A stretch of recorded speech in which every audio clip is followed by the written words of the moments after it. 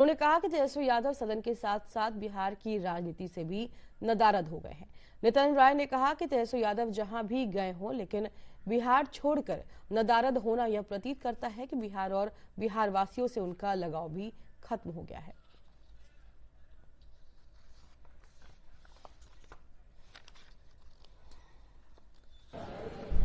और यात्राओं से और बिहार से के बाहर रहकर ज्यादा समय बिताने वाले तेजस्वी कोरोना काल में भी बिहार छोड़कर कहीं चले गए थे। कई बार तो ऐसा हुआ है कि बिहार बाढ़ से घिरा हो, उस समय भी छोड़कर चले जाते हैं। यानी कि बिहारियों पर से तेजस्वी का भरोसा उठ गया है और बिहार वासियों का लालू परिवार से, महागठबंधन आरजेडी से और तेजस्वी पर से भरोसा उठ गया, इसलिए हमेशा वो नदारद हो जाता है।